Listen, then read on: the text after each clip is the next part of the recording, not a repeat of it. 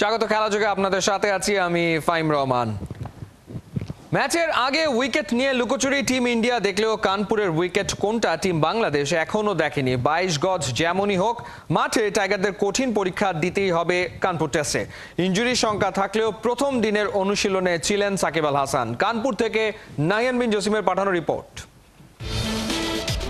ধবধবে সাদা ইনার গ্লাভসের নিচে নীল রঙা কষ্ট কি তবে লুকিয়ে?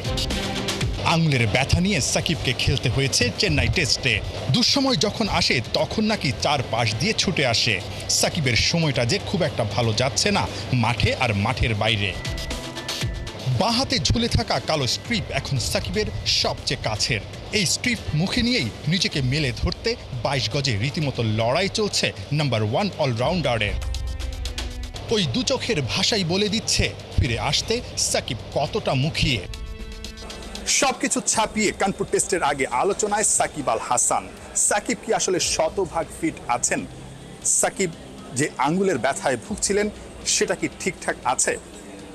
কিংবা যে ফর্মে এই মুহূর্তে সাকিব আল হাসান আছেন তাতে করে কানপুর টেস্টে তাকে খেলানোর কথা কি আসলে টিম ম্যানেজমেন্ট ভাবছে? আজকের দিনটায় অর্থাৎ কানপুরে প্রথম অনুশীলনে নেটে সাকিব আল হাসান এসেছিলেন। প্রথম দফায় মাত্র 2টা বল খেলেই তিনি নেট থেকে বেরিয়ে গেছেন। একটু দুশ্চিন্তা হচ্ছিল, সাকিব হয়তোবা খুব বেশি কমফোর্ট ফিল করছেন না, কিন্তু আবারও ফিরে এসেছেন। তখন 2 ওভার ব্যাট করেই তিনি নেট থেকে বেরিয়ে গেছেন ড্রেসিং রুমে। ঠিক এমন অবস্থায় সাকিবের আসলে আপডেটটা কি? I haven't heard anything officially about any complaints. I am sure that he also thinks that he can perform better. So we all know that what he's capable of. সাকিবের পর কানপুর টেস্টে টাইগারদের বড় দুশ্চিন্তার নাম হতে পারে উইকেট। ঘুমটা দেয়া উইকেটে পেস নাকি স্পিন কোনটা ধরবে সেটা জেনেই একাদশ সাজাতে চায় টিম ম্যানেজমেন্ট। উইকেট যেমনই হোক লোকাল বয় কুলদীপ যাদবকে সামলাতে তামিলনাড়ুর চায়নাম্যান বোলার জিয়াস কারাপ্পাকে নিয়ে আসা হয়েছে টাইগারদের নেটে। সবশেষ ওয়ানডে বিশ্বকাপেও এই ভারতীয়কে দেখা গেছে দলের সাথে। প্রতিপক্ষ বোলারদের সামলানোর রণকৌশল সাজাতে পারলেও উইকেটটা কেমন হবে সেটা এখনো পর্যন্ত জানতে পারেনি বাংলাদেশের টিম ম্যানেজমেন্ট।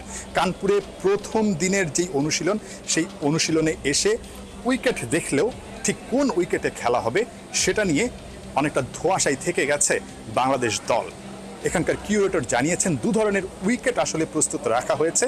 ঠিক কোন উইকেটে খেলা হবে সেই ব্যাপারে তারা কোনো ধরনের নিশ্চয়তা দেননি। Yes, we had to look at the pitch, but the groundsman prepared 2 big pitches, so he didn't indicate which one they are finally going to play on. So probably tomorrow we have to come and see what pitches they are going to prepare. ম্যাচের আগে প্রথম practice সেশনে অনেক চেষ্টার পরও tiger team management জানতে পারেনি কোনটা কানপুর টেস্টের উইকেট। কিন্তু উল্টো চিত্র দেখা গেছে টিম ইন্ডিয়ার ক্ষেত্রে। কিউরেটররা স্বাগতিক কোচ গৌতম গম্ভীরকে শুধু উইকেটটাই দেখিয়ে দেননি, রীতিমতো বল বাউন্স দিয়ে বুঝিয়ে দিয়েছেন উইকেটের চরিত্র কেমন হতে পারে। কোচের পর দল বেঁধে উইকেট দেখতে আসেন ক্রিকেটাররাও। হোম কন্ডিশন বলে কথা, সেই ফায়দা কেনই বা নিতে চাইবে না টিম ইন্ডিয়া। কানপুরের গ্রিন পার্কে রেড বলে কঠিন সময় অপেক্ষা করছে টাইগারদের জন্য। ব্যাটিং ডিপার্টমেন্টকে চেন্নাইয়ের উইকেটের চেয়েও অনেক বেশি চ্যালেঞ্জে পড়তে হবে কানপুরের 22 গজে। চরম গরমে ছন্দে থাকা টাইগার পেসারদেরও কঠিন পরীক্ষা দিতে হবে। ইনজুরি থেকে বাঁচতে সবার ফোকাস তাই ফিটনেসে।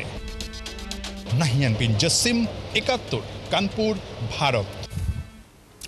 চেন্নাই টেস্টে মিলেছে কেবল 150। কানপুরে কি সামর্থ্যের পুরোটা দিতে পারবে বাংলাদেশের ব্যাটিং ইউনিট? হুইলো বাজরা সেট হয়েও বড় ইনিংস খেলতে না পারায় বড্ড অখুশি এবং দুশ্চিন্তা হেড কোচ চান্দিকা হাথুরু সিংয়ে।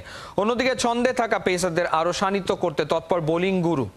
আর আয়োজকদের যত মাথা ব্যথা কট্টর ডানপন্থী হিন্দু মহাসভার হামলার হুমকি ইস্যুতে। ভারতের কানপুর থেকে আরও জানাচ্ছেন সাইফুল রূপক।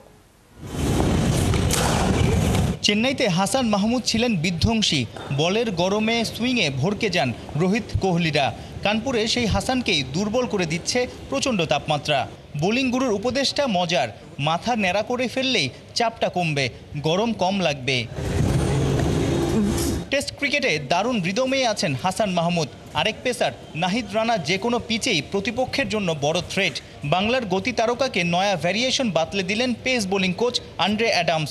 ঘন্টায় 145 কিলোমিটার স্পিডের সঙ্গে হালকা সুইং পেলে ধরাছোঁয়ার বাইরে চলে যাবেন নাহিদ রানা।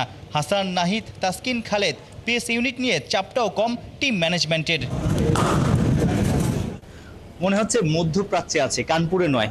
এত গরম, সবাই ঘেমে যাচ্ছে, এর মধ্যে আবার প্রেস বক্সটা হলো ওপেন, অর্থাৎ বাহিরের বাতাস তো নেই, এসি, ফ্যান কোনো কিছু আসলে দেখা যাচ্ছে না। লোকাল সাংবাদিক, ইন্ডিয়ান সাংবাদিক, বাংলাদেশি মিডিয়া সবারই মানে হাঁপিতে উঠে গেছে এবং পাশাপাশি সবাই আসলে চিন্তা করছে যে এখানে আগামী 6 দিন কিভাবে কাজ করবে। সবাই দুশ্চিন্তা এটা নিয়ে, খেলা নিয়ে না। আর খেলা যদি বলি 22 গজে বাংলাদেশি হেড কোচ চান্ডিকা হাথুরু সিং এর সবচেয়ে বড় দুশ্চিন্তায় তাদের টপ অর্ডার ব্যাটারদের নিয়ে। Bit concern about if they are getting a start and getting out. Yes, I'm sure the players are more. They're disappointed as well. They wanted to do better. Batting coach David হ্যাম্পের serious না থেকে উপায় আছে কি? অনুশীলনে ঘন্টা দুয়েক শান্ত, সাদমান, জাকিরদের চোখে চোখে রেখেছেন। স্কিলের ধার বাড়াতে নানা পয়েন্টও ধরিয়ে দিয়েছেন। বাংলার ব্যাটারদের বড় সমস্যা, ক্রিজে কঠিন সময় পার করে সেট হয়ে 20-30 রানে গিয়ে উইকেট ছুঁড়ে ফেলে আসছেন। স্কিলের সঙ্গে ম্যাচ অ্যাওয়ারনেস, শর্ট সিলেকশন নিয়েও আরও ফোকাস হওয়ার বিকল্প নাই ওদের। পাকিস্তান সিরিজে 2 টেস্ট, এরপর চেন্নাইয়ে ম্যাচ। টানা 3 টেস্টেই বাংলার টপ 4 ব্যাটার ছিলেন বাঁহাতি, যে কারণে প্রতিপক্ষ বোলারদের একই লাইন লেন্থে বোলিং করাটাও সহজ হয়েছে। সাফল্য ওরা তুলে নিয়েছে। কানপুরে কি পরিবর্তন আসছে? স্কোয়াডে থাকা ওপেনার মাহমুদুল হাসান জয় লেফট রাইট কম্বিনেশনের কারণে কি সুযোগ পেতে যাচ্ছেন? জয়ের অফ স্পিনটাও কাজে লাগতে পারে উত্তরপ্রদেশের এই গ্রাউন্ডে। কানপুরে বাংলাদেশ দলকে আতিথেয়তা না দিতে খেলার সময় হামলার হুমকিও দিয়েছিল কট্টর ডানপন্থী হিন্দু মহাসভা। সে কারণেই মাঠে ক্রিকেটারদের আশপাশে কয়েক স্তরে নিরাপত্তা ব্যবস্থা দেখা গেছে। উত্তরপ্রদেশের এই গ্রিন পার্ক স্টেডিয়ামে কখনো কোনো আন্তর্জাতিক ম্যাচ খেলেনি বাংলাদেশ দল। অভিষেকটা কি রাঙাতে পারবে শান্ত বাহিনী? সাইফুল রূপক, 71, কানপুর, ভারত। আন্তর্জাতিক ক্রিকেট নয়, বিরাট কোহলি বরং এবারে ব্যাট প্যাড পরে নেমে পড়তে পারেন ভারতের ডোমেস্টিক সার্কিটে। সেই সম্ভাবনা জেগেছে একটা কারণেই, তিনি টি-20 বিশ্বকাপ জিতে ওই ফরম্যাট থেকে অবসর নিয়েছেন। মানের বিবেচনায় সারা দুনিয়ার প্রথম সারিতেই আছে রঞ্জি ট্রফি, আর দীর্ঘদিন পর টিম দিল্লির সম্ভাব্য ক্রিকেটারদের তালিকায় উঠেছে কোহলির নাম। তাতে স্মৃতি কাতর দেশটার ক্রিকেট ফ্যানরা। খালিদ জামিলের রিপোর্টে বিস্তারিত। পরিকল্পনা ছিল আগে থেকেই। সাউথ আফ্রিকার বিপক্ষে টি-20 ওয়ার্ল্ড কাপের ফাইনালে প্রায় অসম্ভব একটা ম্যাচ জিতে সোজা সরল ভাষায় নিজের অবসর ঘোষণা করে দিলেন বিরাট কোহলি। অথচ বয়স তখনও 36ও পেরোয়নি।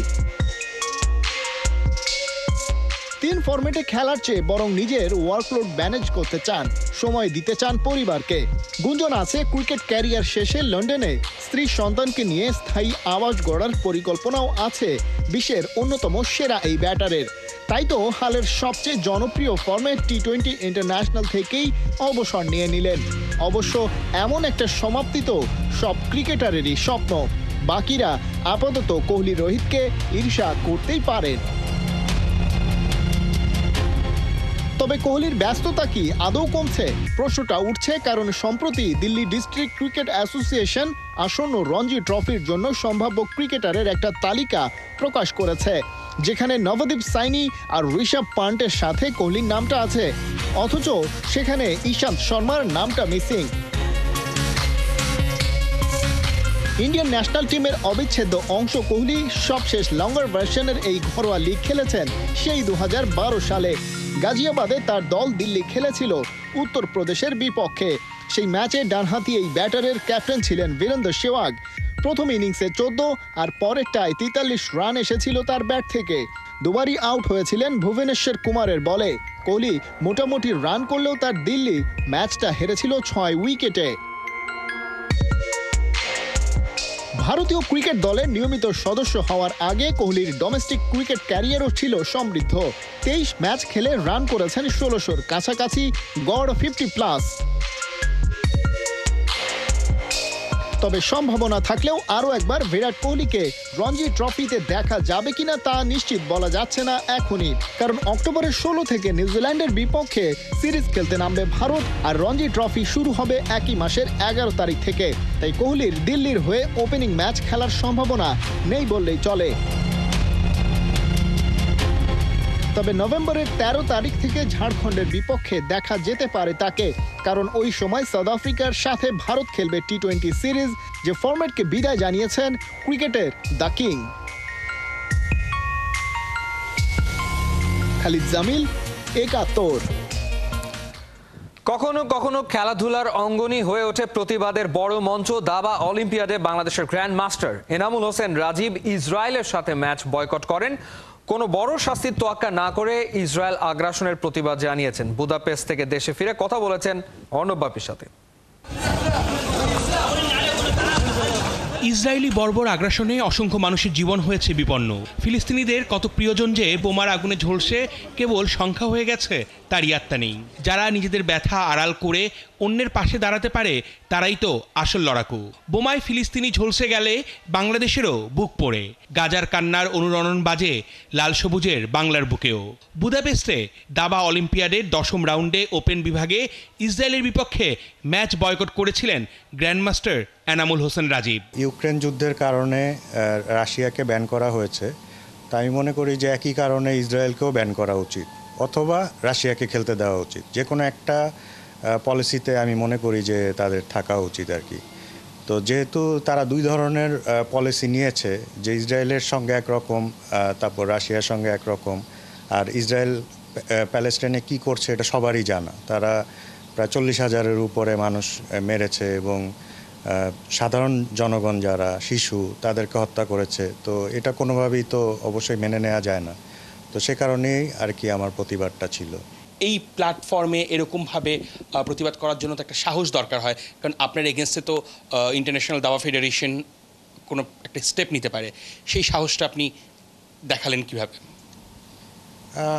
আমি আসলে সবসময় যেটা মনে করি যে সঠিক, আমি সেই কাজটা করার চেষ্টা করি। সেটার কনসিকুয়েন্স নিয়ে আসলে কখনোই অত বেশি আমি চিন্তা করি না। যেমন বাংলাদেশ দাবা ফেডারেশনের ব্যাপারেও আমি প্রতিবাদ করেছি। আমার খেলোয়াড়ি ক্যারিয়ার বলা চলে অনেক ক্ষতিগ্রস্ত হয়েছে।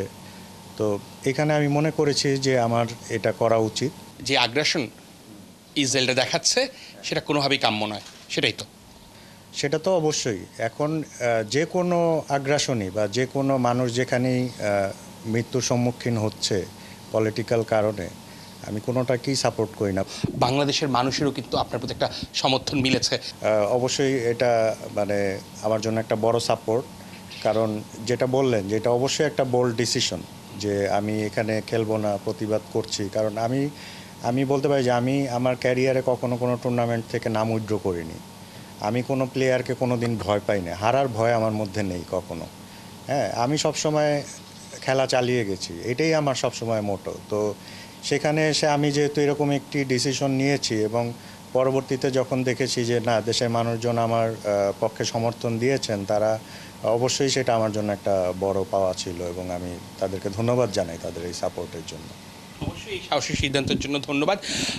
ক্রীড়াই সবাইকে সম্প্রীতির বন্ধনে আবদ্ধ করে, ক্রীড়ার মাধ্যমেই নতুন সম্পর্ক তৈরি হয়। আবার খেলাধুলার মঞ্চই কিন্তু হয়ে উঠতে পারে কোনো অন্যায় অবিচারের বিরুদ্ধে প্রতিবাদের ভাষা, যেটা দাবা অলিম্পিয়াডে করে দেখিয়েছেন এনামুল হোসেন রাজীব। অর্ণব বাপি, ৭১, ঢাকা। চলে গেলেন গুণী ক্রীড়া সাংবাদিক অঘোর মণ্ডল। তিনি দীর্ঘদিন ধরে কিডনি জটিলতায় ভুগছিলেন। কিডনি রোগে আক্রান্ত অঘোর মণ্ডল গেল কিছুদিন রাজধানীর বঙ্গবন্ধু শেখ মুজিব মেডিকেল বিশ্ববিদ্যালয়ে ভর্তি ছিলেন। সে অবস্থাতেই ডেঙ্গুতে আক্রান্ত হলে লাইফ সাপোর্টে চলে যান তিনি। বুধবার বিকেলে বিএসএমএমইউতেই শেষ নিঃশ্বাস ত্যাগ করেন তিনি। 3 দশকের বেশি সময় ধরে সাংবাদিকতা করা অঘোর মণ্ডল 90-এর দশকে ভোরের কাগজ দিয়ে কর্মজীবন শুরু করেন। চ্যানেল আই দিয়ে সম্প্রচার সাংবাদিকতা শুরু করা এই ক্রীড়া সাংবাদিক দীর্ঘদিন দীপ্ত টিভির বার্তা ও ক্রীড়া সম্পাদক হিসেবে দায়িত্ব পালন করেছেন। চলছে খেলাযোগ সরাসরি সংবাদ অনুষ্ঠান দেখতে চোখ রাখুন ৭১-এর ফেসবুক পেজে এবং সাবস্ক্রাইব করুন ৭১-এর ইউটিউব চ্যানেলে ৭১-এর সাথে।